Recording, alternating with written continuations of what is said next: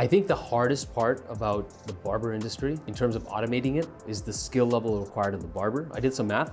At about 5 haircuts a day for 10 years, if the barber is working 5-6 days a week, a good barber has to have already done 10,000 haircuts, and that's underestimating how many haircuts they've done. So 10,000. Yeah, inflation's gone up way higher in comparison to people's incomes. Yeah, it's way too expensive to just do anything. Not even just to live. If you want to do anything in Canada, it's expensive. What could you as a citizen do right now to change the trajectory of the country? Nothing. Probably nothing, yeah. Wrong! That's not what you can. You can do something. You got the former president who shot in the ear.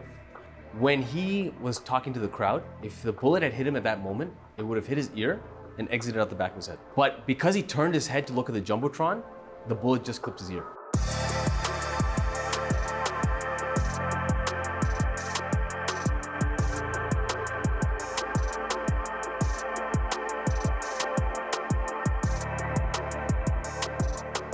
All right, welcome to podcast episode 2 of Goldwyn Sons barbershop. Russell, do us the honors. Oh, today we are starting with a little light one, the Glenlivet 12 for the podcast. Russell, tell us about the nose. You don't gotta ask me that, I don't know, man. All right, I'll quiz you guys. Okay, let's taste it first. Yeah. All right, cheers, gentlemen. John, you coming in this? With your espresso? Bad luck to cheers espresso, man. All right, so First, do a little dance. Make a little love. Get down tonight? wait, I instantly get caramel. on the taste? Yeah. Caramel notes. You already read it, Ram. I forgot all the words actually. I read it too, man. Floral notes. Smooth and sweet fruit notes of fresh peaches Because and me, that's pears. the title. Vanilla. The finish is marzipan and fresh hazelnuts. Truth be told, it's smooth. I'll be honest with you, I don't get any of that. It burns my throat. You know, whenever I say a scotch is smooth, it means I don't know what I'm talking about. Well, no, that's not true. Yo, what sense do you get out of your little Colombia. rock? All right, gentlemen, so to start off this episode, we're going to introduce one of the products that we sell at the shop, Layrite. Tell me about this product. As they say, stay right, lay right. Okay. I see a bunch of different colors for Layrite. So what's the significance of all the different They're all different kinds. pools and shines and all that? Yeah, they're all different kinds. This one is pomade. So this one is like a medium shine, medium hold. Medium shine and medium hold? Yeah, so Okay, it goes it's got- from low, medium, and high for holds, and same grading system for shine. Okay. And so this yellow one, original pomade Pomade, yeah. is the most popular? I would say so. Is that why this is the one we sell the most of? I would say so. Yes. Nice. Okay, anything about the application use of this? What's the best way to use it? Is it right after a shower? Is it dry hair? Is it slightly damp? I think that it depends on the barber. Okay. I like to do dry. Okay. I style the hair first, and then I apply pomade. But some people like it wet. Yeah, but sometimes it doesn't hold as long If it's wet? because it's water soluble, and you have a little bit of water. Yeah, it'll just collapse your hair. Yeah, exactly. Okay. Oh, That's why it's good to blow dry, create volume, lightly, you know, Yeah. spread it in your hands, and then that's what I do. I use the blow dryer to first get the hair to point in the right direction, and then I use this to hold it. you have Layrite. You gave it to me. What do you think about it? I love Layrite, man. Yeah, I love Good Layrite. product. I take it to the gym. It's you just use a little bit and it's good to go. It's not greasy either. It's not greasy either. It's not greasy. It's water soluble, so go in the shower, it comes right off. For me, I think that's the best thing. It's easy to wash off. I got a question for you though. Yeah. Why can't you use this on your beard? Well, technically you can, Okay. but like most beard pomades is just regular pomade, I think. This is just regular pomade? You know what you do, bro? What's that? Style your hair. Yeah. The residue, Yeah. beard.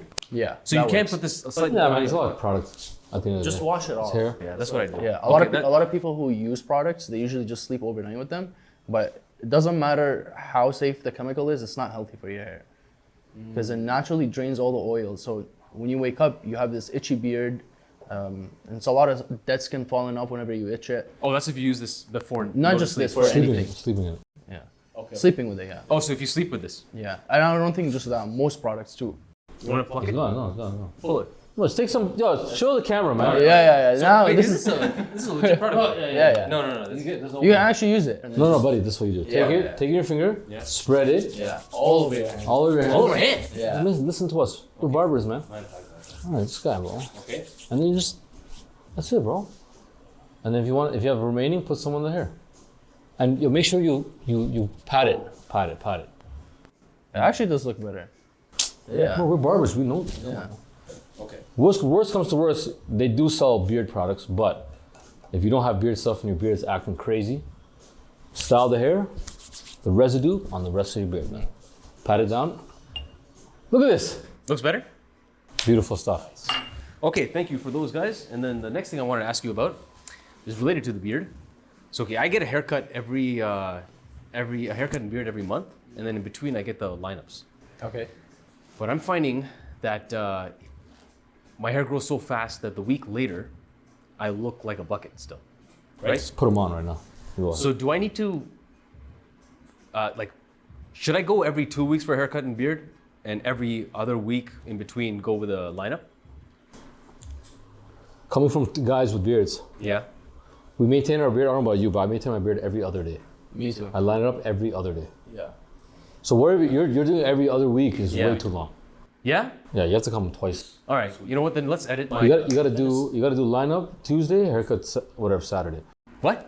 Yeah, lineup Tuesday, haircut Saturday. Yeah, we do it Or every Wednesday. other day. Or But Wednesday. we're not saying for you to go book a lineup every time. I think try to adapt some sort of skill where you can just at least manage it. By myself? Yeah. So you know how to use the a little scissors. bit, yeah. Even a machine. If you can just Every go over other the day, lines. you'll keep the line fresh, and you don't have to. Oh, just the line that's the problem. But I should come up for a beard and haircut every other week. You should come weekly.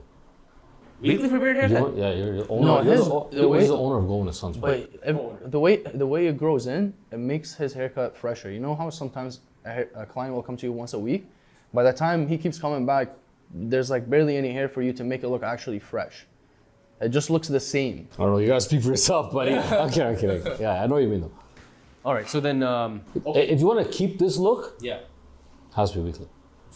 Yeah, if you want to maintain it for sure. If you want to look like this, every 2 weeks it's gone. Okay, I'm gonna update my booking. So that's the.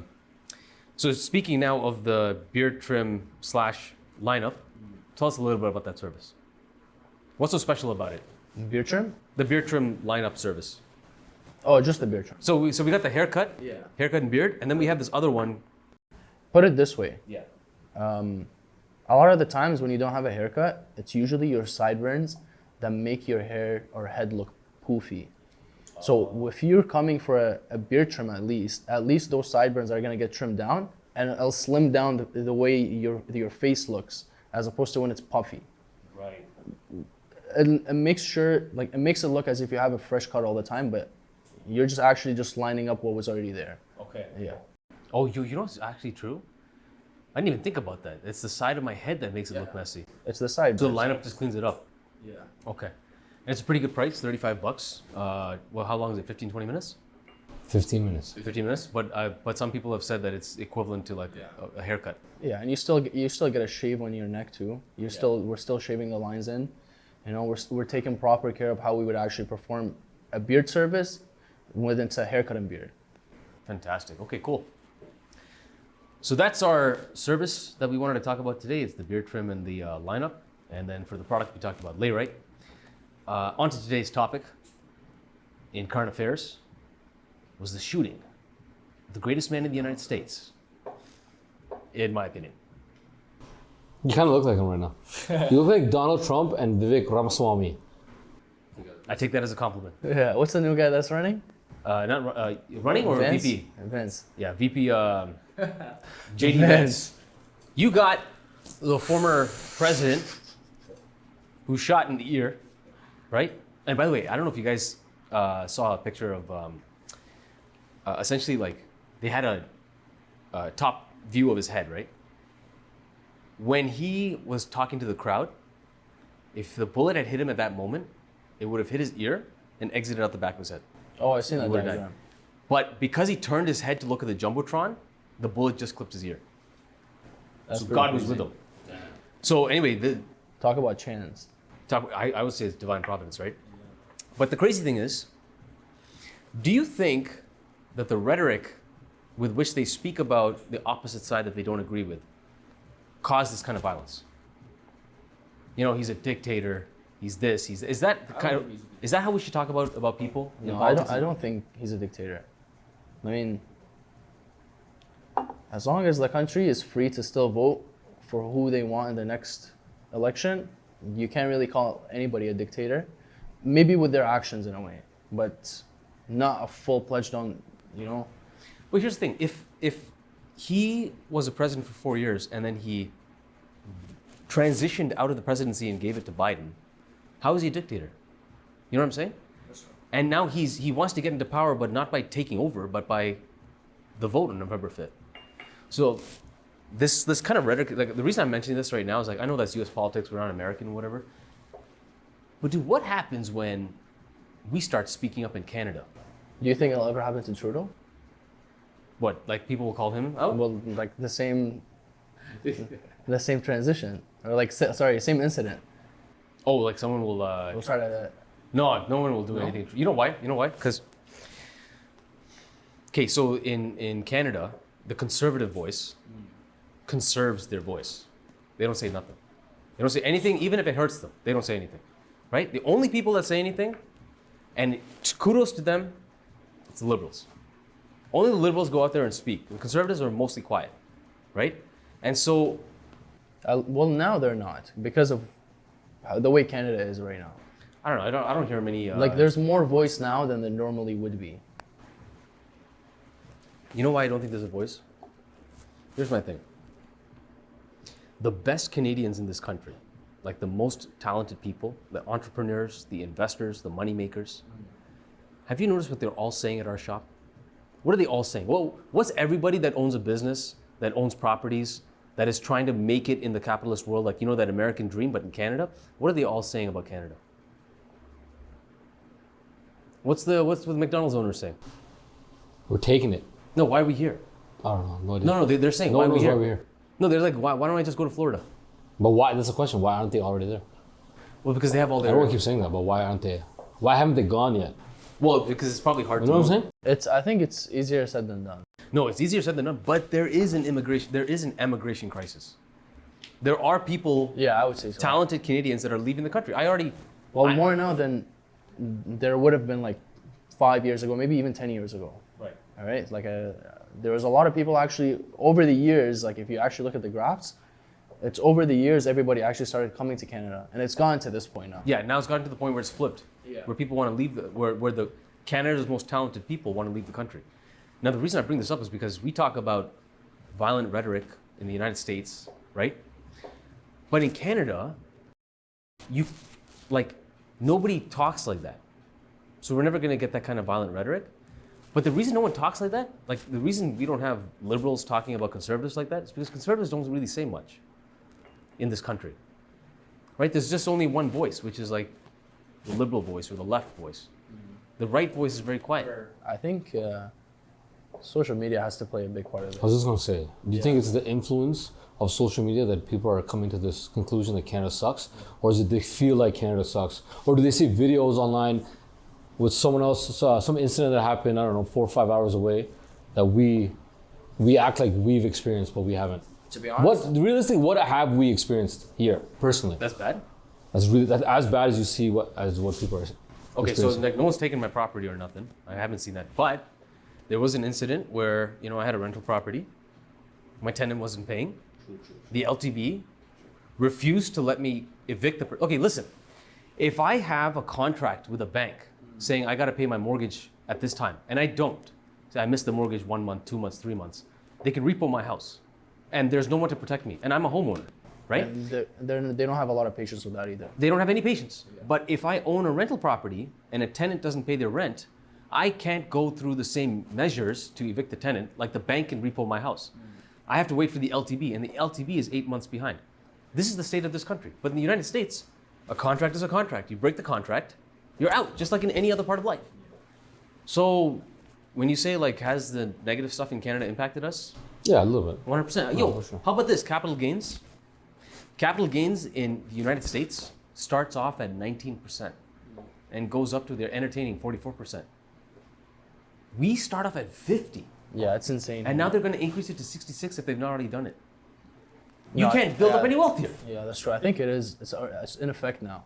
Okay, so if it's already in effect, that's why people are leaving this country, right? That's why. That's why the most talented is leaving, because the people who have, the people who have those accessibilities are now looking at it and they're like, this is not a easy situation for me anymore. Yeah, I'm seeing this right now in the shop. Like, clients coming in, it's like, I'm not sure why we're still in this country. We should leave. Yeah, but it is easier said than done. Like you want to, and it is possible, but when you have like your whole life basically built in one place, it's hard to just up and leave. But okay, now let me ask you the challenge question. So just to piece together what we were saying. You got the shooting in America, right?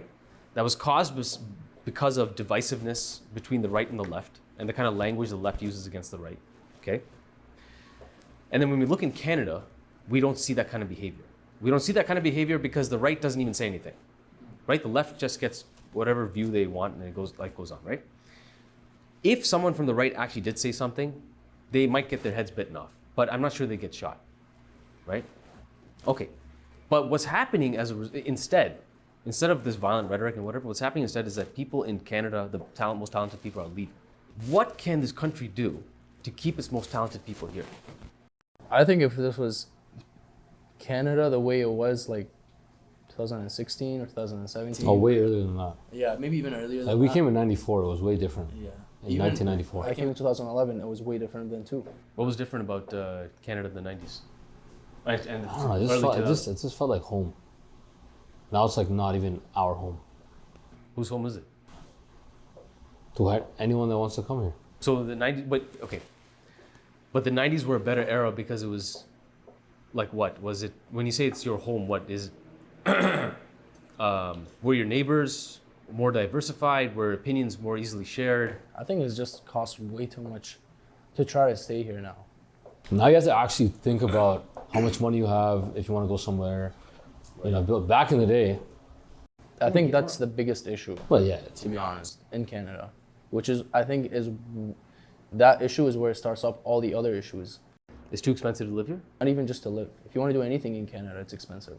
Maybe at least not in the West as much, but it is more towards here in the GTA. Like what's expensive? Like food's expensive?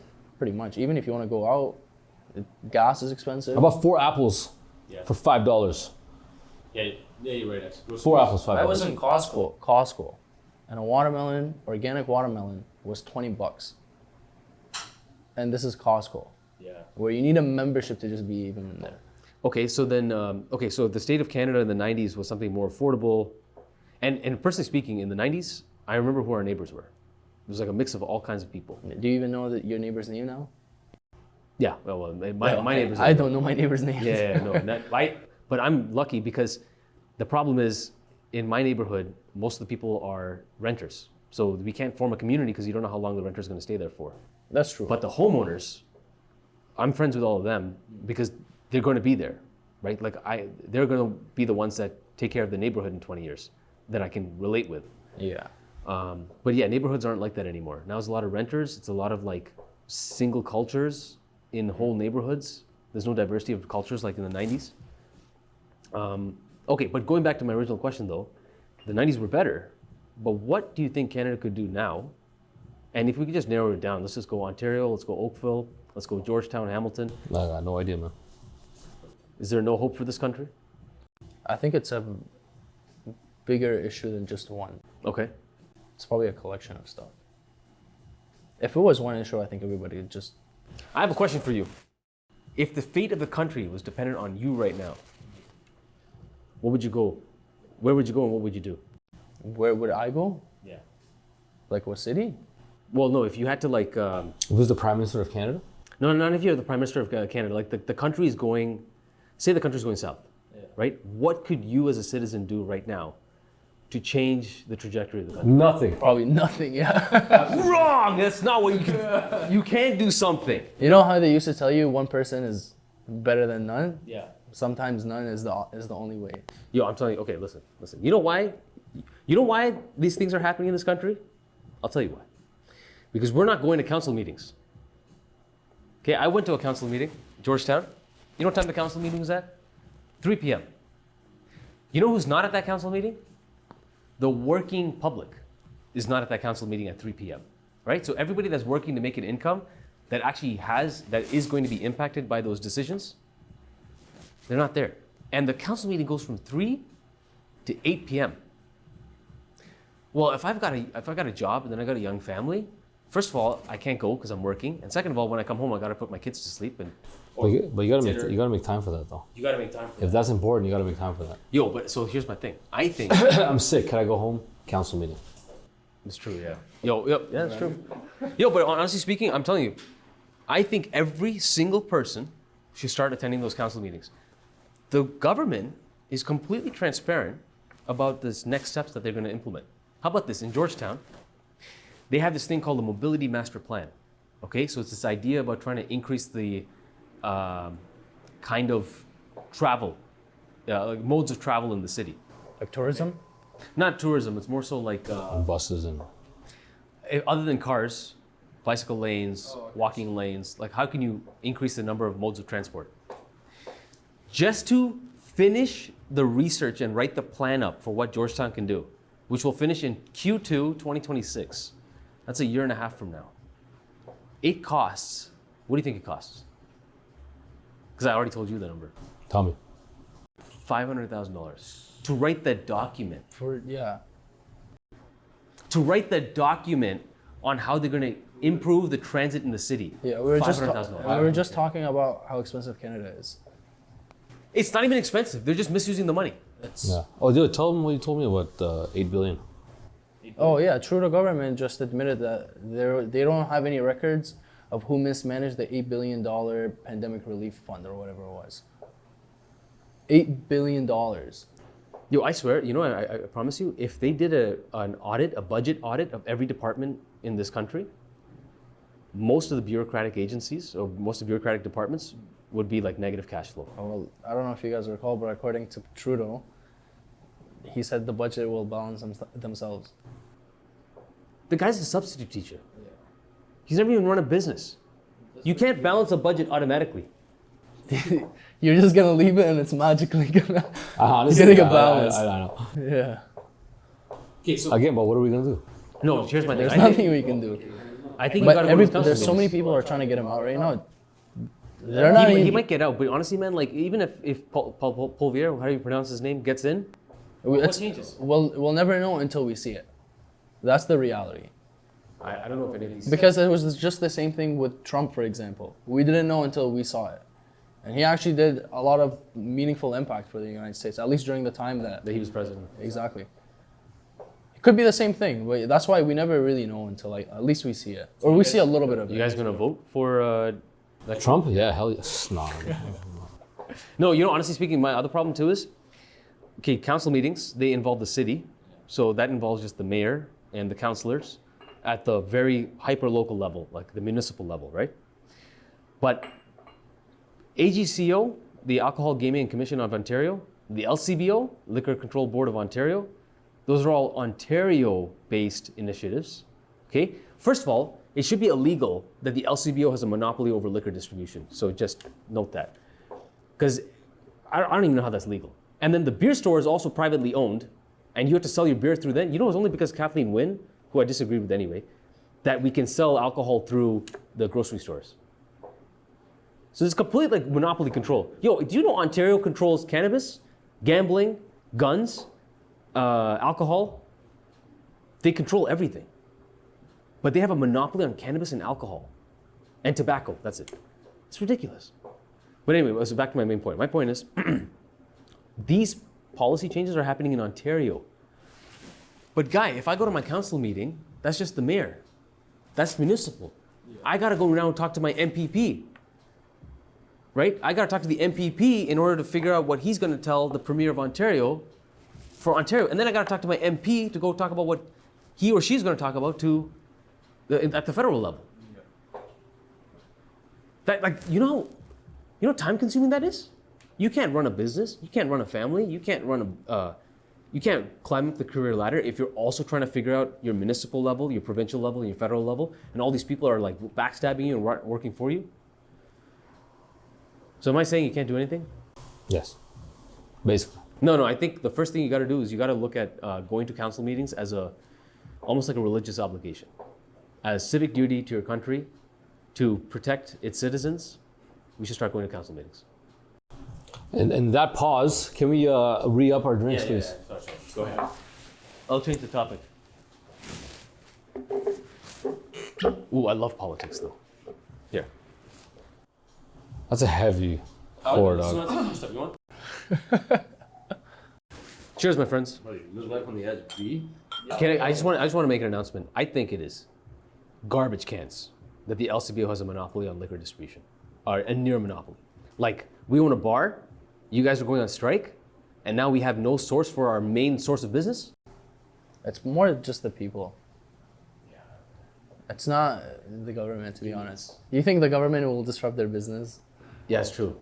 That's true. Anyway, sorry, that was the okay, we'll skip out of the politics. Let's talk about... I'm just sitting here like... let's talk about... you tell me, man. Hey, man, you know what? the best dress has got to run this interview, man. The best. Okay, I got a question for you guys now. Let's switch over to health and well-being. You guys got any? Six-pack? Yeah, I've had six-pack. What are you talking about? You have a six-pack with 2 kids? No. I got a 1.5 pack right now. You know what the worst part is? When you On the journey, buddy. the worst is when you on have the a journey. 2-pack and the other 4 are hiding and refuse to come out. Like you're so close, but you're so far. Yeah, because your waist is like the donut around your waist. 3 abs. Yo, you know what the worst part is? When I was super fat, Russell used to work as a mechanic, and he sized my love handles with the tire sizing. Oh, the tire measurement, the tread. Yeah, He actually used yeah. tire measurement. He was perfect tread. Like the tread was good. Yo, but in the last week, or last 2 weeks, any health things that you guys have learned that have helped you guys out? Fasting is great for you. It is. How long do you fast for? Well, last night I ate at 10 p.m. How long is that? and now it's Oh, you haven't eaten since? 7 o'clock. Wow, so it's almost, that's like 20 hours? Almost 21 hours. Yeah. Yeah. I don't know how you do it, man. Yeah, I don't think I can do that. Yo, Russ, can you tell us why you fast for so long? It's easier. Efficiency. I guess because it's easier, that's why you Well, no, fast. what was the other reason? Oh, the real reason. The washroom. Bro, this. Well, I eat. You always gotta go to the washroom after. So you don't eat, you don't go to the washroom. So for efficiency's sake, you just don't eat. This guy's got a very And you efficient just, bowel system. and you just go, man. That's why you fast. Yes, he I doesn't said, I react. He doesn't have to slow down. I his, react quick, you haircut know? schedule. I react quick. It's efficiency, man. Yeah, your body. Who takes a break? Who likes to take a break? I don't know about you guys, but I don't take a break. Yeah, it's true. I just go on. Me, Mustafa, actually, we don't take breaks. Yeah. And I don't- anything, I don't need to if I No, I'm man. just going, yeah. And what about you, Mustafa? Anything recently, health-wise, that has helped you out? Yeah, honestly, I realize how important working out is. Okay. Like, I haven't really been going to the gym lately, and I feel it more now than I would before.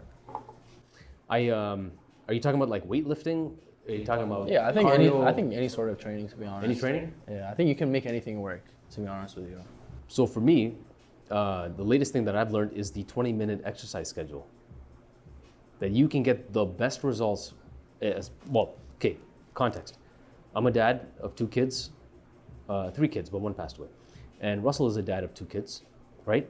So to try and get physically fit as a dad when it's hard to get sleep and it's hard to time your nutrition and all that stuff, you can't really spend 2 hours in the gym. So I learned about the 20-minute workout schedule. So here's how it works, okay?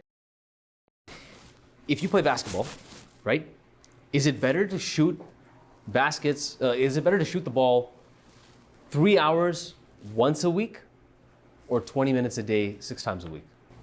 Probably the consistency of it. It's the Over frequency. time. Yeah. The body does better with frequency than with fatigue. So when you work out and say, for example, you do deadlifts and you fatigue, that's when all the injuries happen. But if you only have 20 minutes to work out, it is very difficult to get to the point where you injure yourself with deadlifts. But are you like trying for the full 20 minutes? I think it's just 2 workouts. It's just 2 workouts. Yeah. You do so you do like say 5 sets, right? And you take a 2-minute break in between. Yeah, you keep going. Okay, but you can't do any other exercise. Yeah, that makes So what happens with the 20-minute exercise is, number one, you have to pick the exercise that has the maximum number of muscle development potential. You can't like do isolation exercise. You got to do it for the compounds. So for a dad, for a husband that has limited time, compound exercise is the best way, right? So that's the 20-minute exercise forces me to pick efficient exercises. Second, it forces me to focus. I've got 20 minutes to put all the energy in. That's true. But like, for example, like if you could do like pull-ups, Yeah. can you do wide grip and then alternate between like? Yeah.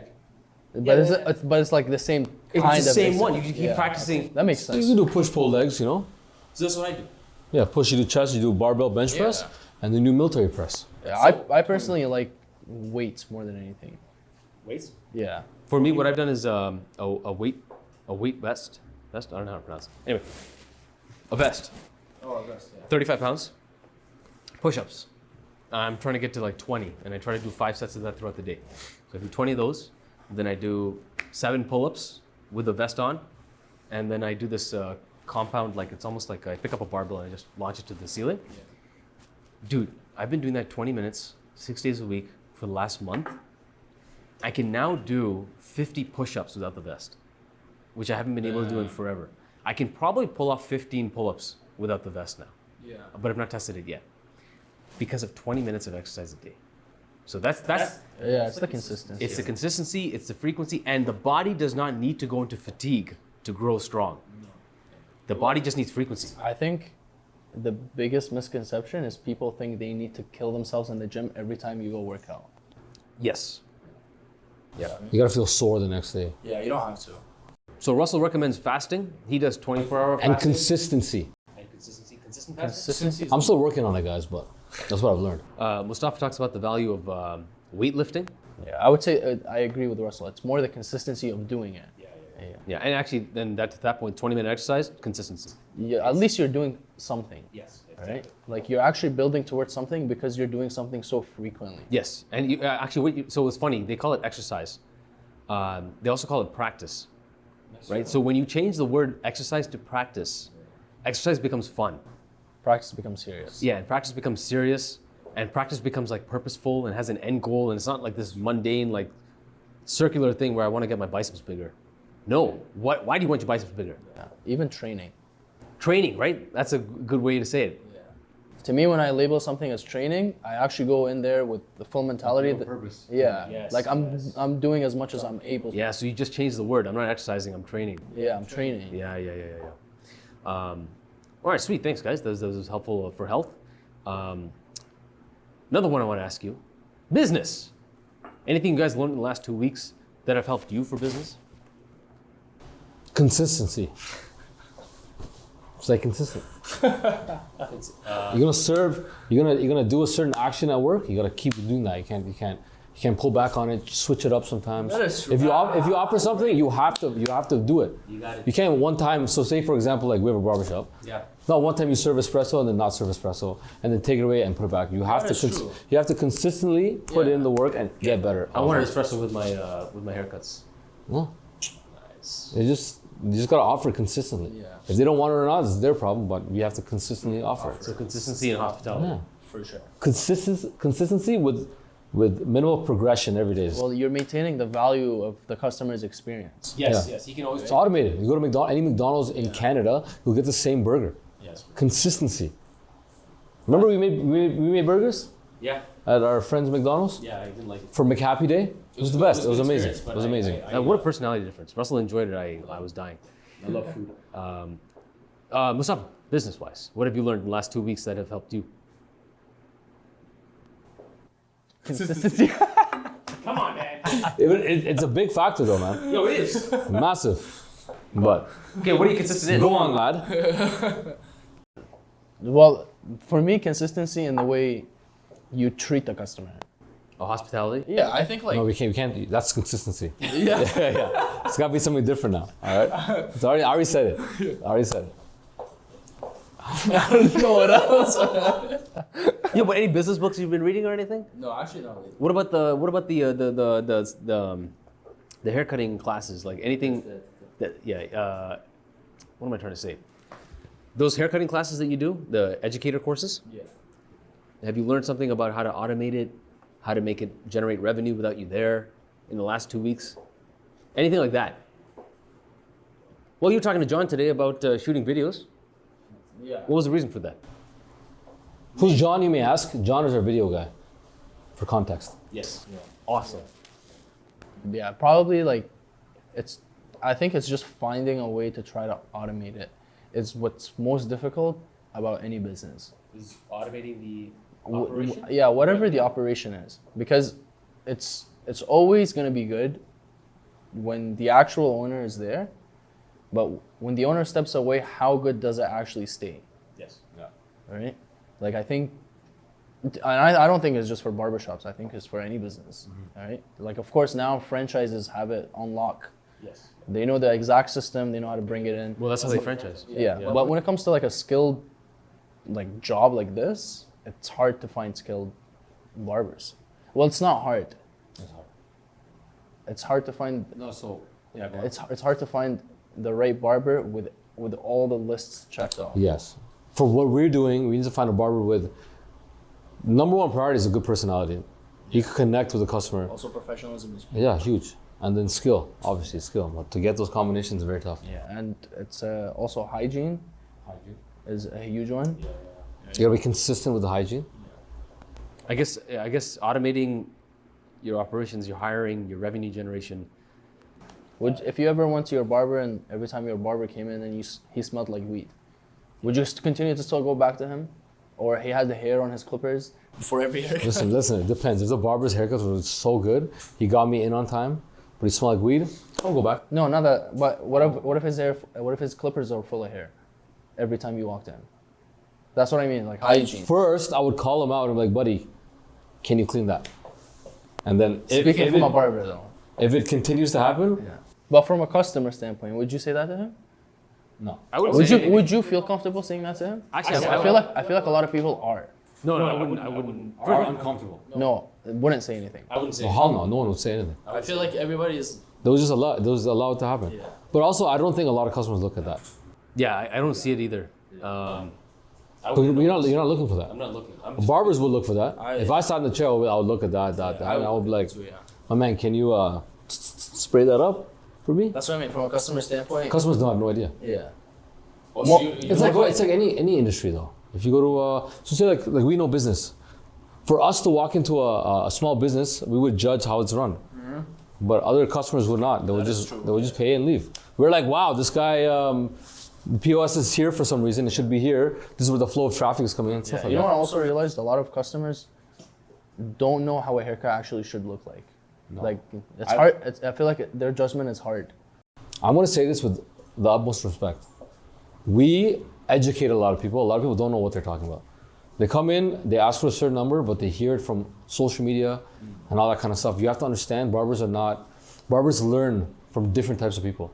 If you go to school in a salon, if you go to a stylist school, it's 11 months, but you learn a proper way. If you go to a salon, ask for a balayage, it'll kind of be the same balayage, it's the same process, right?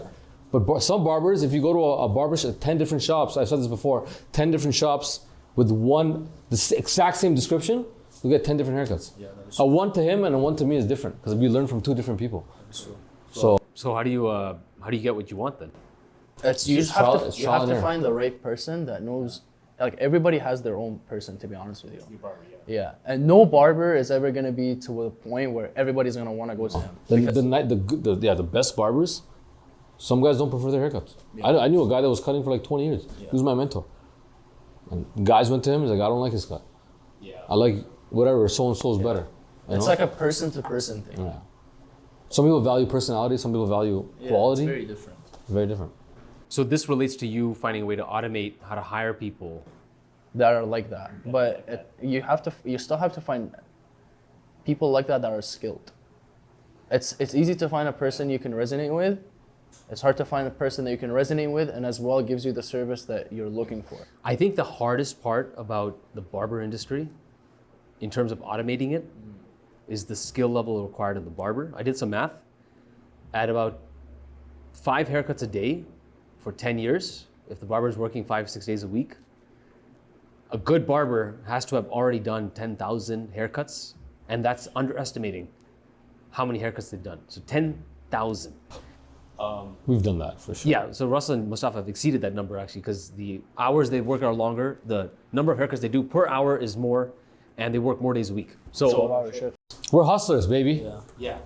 I can't find a barber like this guy, man. You honestly Hard to find. I wrote an article about why. Okay, we charge $50 for a haircut. $50. Right, and people are like, "Yo, that's expensive." It's not expensive. I'll tell you why. A cheap haircut is $15, right? Not anymore. No. First choice. First choice, yeah. I'm pretty sure it's at 32. 32, yeah, to $40. Yeah. Okay, but back in the day it was what, 15? Something like that, yeah. Okay, so say it's 30. So first choice charges 30. They pay their salon artists minimum wage. So the salon artist is only getting $15 an hour per haircut. Stylist. They're only getting $15 an hour, which means they're making $7.50 per haircut. So you're not paying $30 for a haircut. You're paying $7.50 for a haircut. Okay, that's what happens when you go to those kind of barbershops. Say you go to a professional barbershop that charges $35, okay, but it is at like a professional looking shop. Those barbers are making 50% commission, which means the haircut that you're paying for is actually $15, right? Or like, I think it's like $16.50 or $17.50. And even 50% is like a starting point. That's a starting point, right? Yeah. So if you go to the cheaper barbershops, your haircut, you might be you might be paying 30, but the barber is actually only making $7.50. So the haircut that you're getting is a $7.50 haircut. You go a little bit higher, you're getting only a $15 haircut. Our barbers here, they get a way better commission rate, and our prices are higher, which means that these barbers are being compensated $5, $10, $15 more than the average haircut around here. So when you say it's expensive, it's not expensive. You are paying these guys the value of what took 10,000 haircuts to More. and more actually. So that's the difference between 10,000 haircuts, I 2 probably, meniscus is gone, ACL gone, Oh yeah. your back is kind of gone. Yeah. That's what we pay for. So it's the quality of you guys. And so finding barbers of that caliber is very difficult because it takes 10 years to form those guys. I probably did 10,000 in a matter of like 2 years. So then how are you gonna find people like this? yeah. you can't. But I will declare this. Actually, I want to do the math on that. Yeah. I want to do the math. I would like. How much I like on average. Like, do you think you feel like you've done in one of those years, Calculator me. How much? I'll do it right you've done 5,000 haircuts? Let me see your calculator. I gotta see it. Okay, hold on. Say on average, a week, Okay. I did. Yeah, 16. That's like an 8-hour to 10-hour shift. No, that's one day, right? This one day. No, I'm saying on average from when I started, from when I was garbage to when I started getting better. Yeah. Like I Well, only had a booked up schedule for the last. Think of it from at the point where you started to do it consistently, where you're there every day. Okay, so when I first started cutting hair, Because that's when you actually took it seriously. professionally I started cutting hair 5 years later. Okay. So that's when you So start. I'm 16, so I'm 11 years now. That's when it actually counts. Okay, 11. I'm gonna say on average I used to do 10 a day. Oh yeah. 10 a day times say 4. 4 days a week? 4 days a week, Okay. right? Times 4, times 52 per year. So that's 2,000 just for that year. 2,000 clients. Times 11, No, it's definitely took you. How much is that? 22K, almost 23K. Guys, look at this. 22. No, but that's conservative number though. I have no idea. 'Cause This is conservative. Valentine's Day, we're doing like 20, 25 haircuts. Christmas, you're doing like back in the day, not now, I not think now. you got it done faster than that. Oh yeah, no, I'm just saying this is based on an average of 11 by the years. way- I don't know if it's higher or lower. So, higher. so Russell cut close to 25,000 people or 25,000 haircuts or services rendered in the last 11 years. Mustafa, you're probably hovering in that same range. No, he's probably more. He's young. He's young. These guys, bro, these guys have the juice. Honestly, man, I'm probably pretty on par with you. All right, so what's your number? Probably even less, to be honest. Me and Mustafa have the same work ethic. We don't like taking breaks. Yeah. We like to bang out the job and it's over. I can see the quality You know? of service rendered. I don't know what lunch. What's lunch? Yeah. Built on. What's is the lunch. holiday? Built on. Built on. Yeah, what's a paid vacation? Who knows? Yeah, well, you guys just keep going. Well, that's our busiest days. Yeah. Yeah, so that's an irony. Yeah. But that's basically why you pay $50. Yeah, honestly, like this is like a trade where like when everybody is off, you have to be working So you know what? because nobody has time nowadays. yeah, of course. The people come in the weekends. Yeah. People come when they're not working. People will take advantage of any day off they have. That's right. Okay, so that's why they come in. And people will come in, depending on our schedule, will even take it on their lunch for a haircut. Because we're busy. Yeah, the lunch is busy. I have a question for you guys though. So We might have an answer. do you think we can get to a second location and to 10 locations if the caliber of the barbers that we need are people that have cut over 10,000 haircuts in their lifetime? What we're trying to do is dependent on the barber. But Can we get that? it's doable. I think it's very doable. We have to find a way I think to entice barbers The good to barber. instead of trying to live a dream where they want to open their own shop, sell them a franchise, which benefits everybody. You know, what do you pay? What do you pay franchise fees for McDonald's? Like 8? I don't know. I could be wrong. 8 to 10%. I think. I don't know. But that's low. Yeah. Both parties benefit. The franchisee Well, you have makes good money. The franchisor makes money. you have a foolproof business. Yeah, exactly. And it's easier. Right. So why wouldn't you want to So do we it? go the franchise route. We would encourage. I think so for sure. Yes. That is, I think, to be honest It's a with win. you, It's a win-win. But we have to be those franchisors that constantly Check on the quality. check on them. You can't just like there's some pizza spots. I'm not gonna say which ones. Some pizza spots where you go to one location in one city, the other city has like butter chicken and lasagna. yeah, and then yeah, you're like, bro, how come this one? Example is I think Starbucks and Chick-fil-A. But they're corporate. they're corporate, They're all That's the licensed. but that's what it really like. It has to come down to that. They're on a much bigger scale. No, a good example is McDonald's. McDonald's. You can't just put a McAloo burger from India. No, well, You know, you there can't. is. Every McDonald's overseas has different menus. That's what I'm saying. But I'm saying here. Oh, here, yeah. If you go to Oakville, they can't have a McAloo burger, and then you go to Mississauga, there's a McShawarma. Who knows, bro? McShawarma. Who knows, man? Yeah, that's right. Yeah, I guess when we get to Consistency. Consistency. That's Come on, man. so we're hiring the Come on, man. We gotta figure that out. In terms of what I've learned in the last 2 weeks, Sorry, Ryan. What have you learned in business in the last 2 yeah, weeks? that is true. Honestly, he has too much, bro. He has books. yo, I study. Actually, I just read the biography of Benjamin Franklin. Dude, that guy was a boss. You know, early to bed, early to rise. I have an idea. What's that? We'll do a product review, Yeah. a service review, a book review. Yo. You read. I don't read much, but I haven't read in a while, to be honest. but book. Now this is your book. Go ahead, review. I got 3 books I read. So I read Benjamin Franklin. I'm reading Setting the Table and Unreasonable Hospitality. So Setting the Table by Danny Meyer. You know who Danny Meyer is, man? The guy who invented Shake Shack. My hero. This guy, yo, you know Doug? Yeah. Cash Hospitality Group? Yeah. Okay, take Doug, put him on steroids, Danny Meyer. Danny Meyer owns some of the top restaurants in New York City.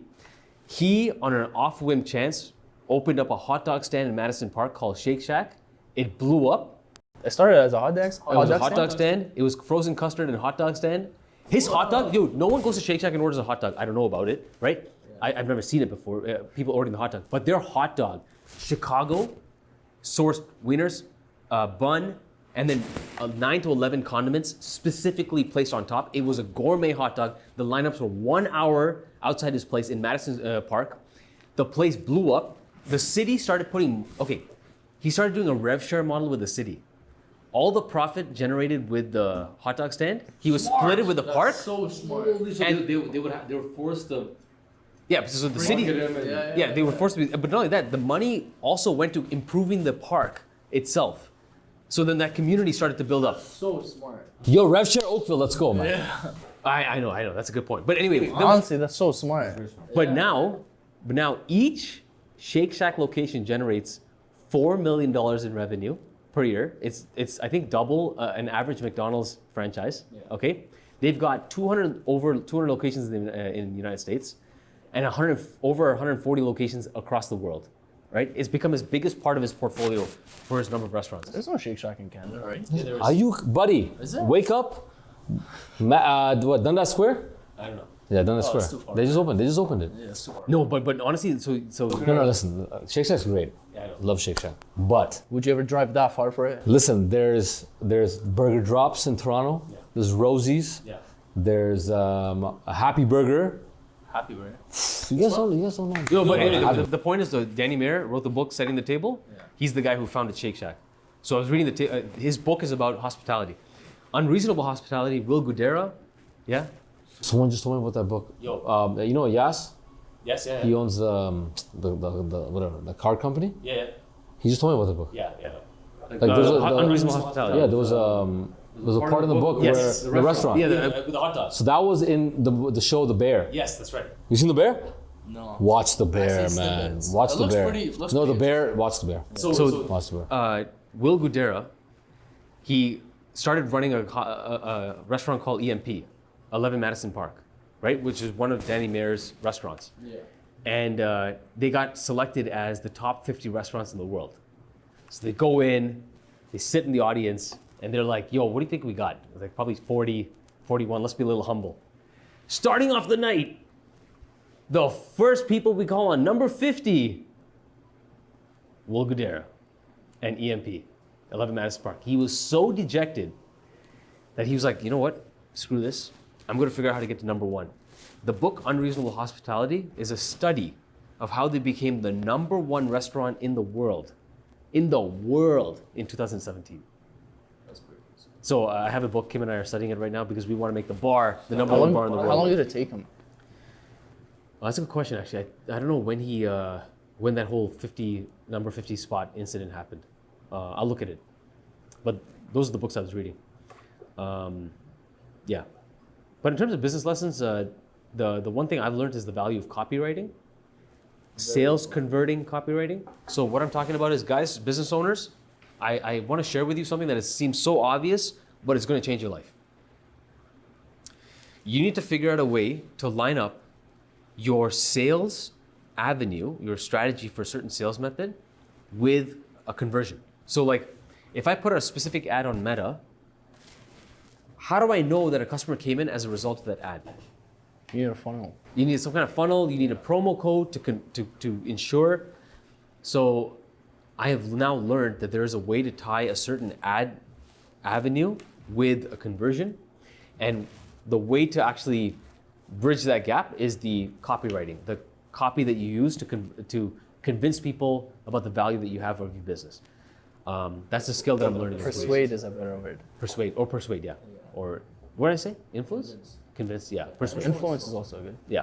So that's the skill I'm learning right now. If you guys have not seen me at the shop, one is because the whole family is sick, but two is because But it's guys coming here sick, man. I'm sick, man. I'm not sick. I'm actually because of all the different health things these guys have talked about. I'm actually much better. No, I really am much better. I think lately everybody's like, has been getting sick. Buddy, you were sick too, bro. I've been dying for like 3 weeks. Yo, I'm surrounded by sick bastards. For like 3 weeks. Don't worry, nothing that whiskey can't kill. Well, it is alcohol is used to purge living organisms, including the liver. Your coffee's not gonna do anything, to be honest. No, but that's the skill I learned. Copywriting, super valuable. But the thing is, how to connect a sales methodology or a sales an ad avenue with a conversion. If you can bridge that gap, then you can figure out how much it costs to do a conversion. If you can figure out, so for example, our haircut's is $50. If we can convert one customer for $25, and I run this ad, and on average a conversion costs $25, that means I can buy $50 for $25. Sky's the limit at that point. Sky's the limit, man. So that concludes podcast episode 2 of Goldwyn Sons.